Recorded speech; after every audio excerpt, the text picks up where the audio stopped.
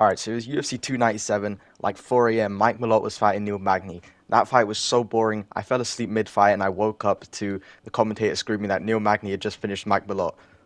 Co-main event, Raquel Pennington versus Moira Beno Silva in probably the most boring fight of the year. Okay, Raquel Pennington wins the belt. I was nearly asleep again. Very boring. And then Sean Strickland versus Duplessis. This was so hyped. This was probably one of the most hyped fights of the year. Crazy build up to the fight. Probably one of the most talked about fights of the year. Okay, I remember people who were literally never talked about MMA talking about this fight. It was huge. Maybe the biggest fight of the year outside like maybe UFC 300. It was crazy. Okay, I remember everyone was talking about it. Okay, people were talking about how Sean Strickland got robbed, how Dricus du Plessis actually did win the fight. It was crazy. Okay, everyone was calling for a rematch. 7 months later, Dricus du Plessis beats Adesanya, subs him in the fourth round. Sean Strickland beats Paulo Costa in a kind of a boring decision. And now the next fight at middleweight is Sean Strickland versus Dricus du Plessis. Is there still hype for the fight? Let me know if you're still hyped for Dricus du Plessis versus Sean Strickland, whether you are hyped or whether you're not. And while you're down there, I'd appreciate if you like and subscribe. We're close to 300 subs.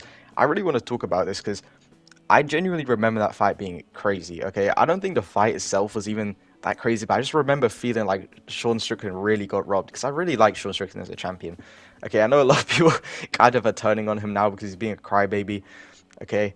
Like, he literally, like, can you really blame him? I mean, he just broke up with his girlfriend, Chris Curtis, so I don't really, he's kind of just emotional at the moment. But, I mean, to be fair, this guy, him crying is kind of dumb. I feel like if it's anyone else doing it, it would be somewhat more fair, but it's because Sean Strickland constantly was talking about how he did not care about the belt, and then all of a sudden he's talking about how, nah, bro, they need to run it back. They need to run it back. It's kind of stupid from Sean Strickland, but I really like Sean Strickland as a champ. I think he's a fun style.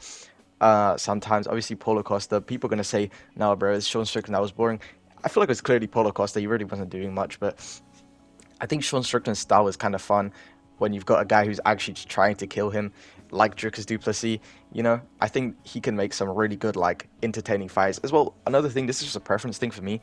I really like when championship fights go the distance rather than a knockout in the first round. It's like, bro, you're waiting the whole like couple months for this fight, and then it ends in like the first minute. It's like it's kind of disappointing when you're actually watching it. I much prefer Sean Strickland's style where gonna have a war just for you guys, but and then he just has a kind of lackluster decision. But I think it's pretty cool.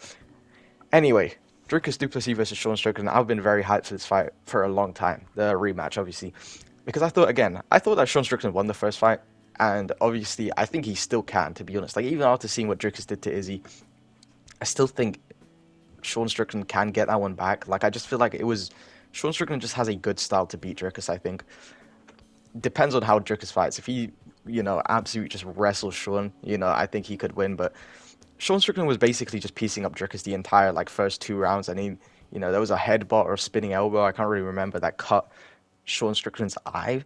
I think it was kind of like closed it up, and apparently you couldn't see. And again, that's fair enough because, bro, like you can say what you want about Sean Strickland. He was piecing up Dricus du Plessis for the first 2 rounds, and I think he could definitely beat Dricus in a rematch. I mean, Izzy was doing really good against Dricus. And obviously Sean Strickland's not Izzy, but I feel like Sean Strickland was able to shut down Izzy. I think he, as of right now, is a better striker than Izzy. And I think he could shut down Dricus on the feet as well. I mean, it really depends on what Dricus' game plan is when he goes into the fight with Sean in the rematch. But still, I think that's still a very exciting fight. I think everyone's kind of just, no one really cares about it anymore because I feel like Sean Strickland has kind of just ruined his, I guess, reputation, you could say. Because, like, bro, again, he's been crying about the rematch. He doesn't want to fight anyone. Okay, he got basically gifted a number 1 contenders fight with Paulo Costa. Like, that was basically just a free win for him to get back to the belt because, it's kind of weird. It feels like the UFC hate Sean, but they love him at the same time. It's like, why would they give him Paulo Costa? Like, that's such a terrible, like, he's so bad. Like, Paulo Costa is not, like, a good win. But at the same time, Sean Strickland absolutely dominated Paulo Costa, and Robert Whittaker basically went life and death with this guy. So it kind of, like, this is when people are saying, like, Robert Whittaker deserves a title shot. It's like, bro, what has he done to deserve a title shot? Okay, he's lost to Dricus, beat Paulo Costa in a less impressive way than Sean Strickland did, and then KO'd Ikram Aliskerov. Like, bro, Ikram Aliskerov was calling up like, bro, He was calling out Bo Nickel in the prelims, bro. Like, I don't think that's a crazy win for Robert Whittaker to have. Okay, I think this is just a lot of bias right now when people are saying that Robert Whittaker deserves a title shot over Sean Strickland. But yeah, there's just a lot of hype lost. And then on top of that, Sean Strickland denied a rematch, not rematch, a fight with Robert Whittaker. Honestly, if I'm being honest, I don't really care about that fight, so I'm not mad, bro. I'm not gonna, like, I don't know why people want to see that fight. I don't think that would be very, that really wouldn't mean much for the division, and like there's just really not too much point to it. You know, I feel like Sean Strickland is the clear #1 contender. I mean, got robbed for the belt, and on top of that, you know, beat Paulo Costa very, very dominantly, as opposed to Robert Whittaker, who did not really do it dominantly at all. So, you know, I think that's why the hype has kind of died down for this fight. But I think once it gets announced and the build-up starts coming back in, and you know they start trash talking again, I feel like we're gonna buy back into the hype of the fight. I don't really know on Dricus' side what you can do to hype up the fight, because I feel like Dricus is just Dricus. Like, he doesn't really, himself does not really sell, but it's like the trash talk and just the way he makes people cry. Like, I don't know how he does it, but he just makes people cry, and it's really funny. But I feel like his style is not really anything crazy. Like, I'm not really itching to see Dricus du Plessis fight, you know what I mean? But it's just the build up for his fights that are always crazy. Like, I don't know where this guy learned trash talking skills, but just out of nowhere, this guy's just good at trash talking. Like, bro, where did that even come from, bro? Like, was he doing, like, I don't even understand. Was he doing this before? Like, I don't remember this. Like, all of a sudden, he just decided to become goated at trash talking, made Izzy cry, made Sean cry, you know, bro, like, imagine he fights Chimaev and just starts like making fun of his like illnesses, and then Chimaev starts crying.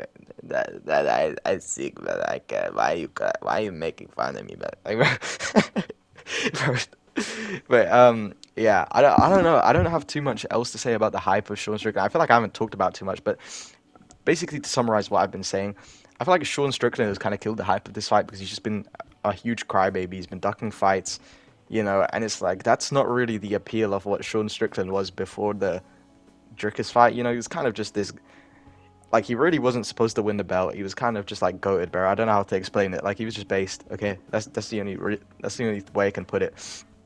And now he's just become a crybaby, and it's kind of just ruined the, you know, hype of it, and people just want to see a new fight because I feel like most people are just going to pick Dricus. Like, people are just seeing Dricus is actually just really, really good, and Sean Strickland is kind of boring, and no one wants to see him. I think that's another issue. The Paulo Costa fight was kind of boring. But yeah, that's really all I want to say about Sean Strickland versus Dricus du Plessis. This is actually a 7-minute yap session, but anyway, I do want to talk about Aljo versus Movsar. Aljo has pulled out the fight. And bro, people are just hating on Movsar for no reason. Like, I don't know what Movsar did to deserve this hate. Like, genuinely, what has he done? I thought he's actually pretty funny. Like, I don't know if I talked about this, but Armin made like a post on Instagram, and the caption was like, "I want to spoil you and take you to Paris," and then Movsar like commented a blushing emoji. Like, bro, like, that's actually funny. But on top of that, Movsar, like, bro, Diego Lopez has been calling out Movsar Evloev for like ages, bro. He's been constantly calling out Movsar. Okay, he called him out the I think it's 303. He called out Movsar, and then Movsar, you know, Aljo pulls out, and Movsar goes, "Diego Lopez, you want to fight?" But you know, like, bro, he asked Diego Lopez to fight, who's been calling him out, and then Diego and everyone was like, "Bro, oh my God, I want to see Diego Lopez versus Movsar too." You know, and then Diego Lopez says, "No, I don't want to fight you," and everyone's like, "Oh my God, Movsar only wants to fight Diego when he's higher ranked than him." It's like, bro, what is, like, I don't even understand the glaze on Diego. Not the, it's like the opposite of glaze, bro. The reverse glaze on Movsar, bro. They're just hating on this guy for no reason. Okay, then Gene Silva calls him out.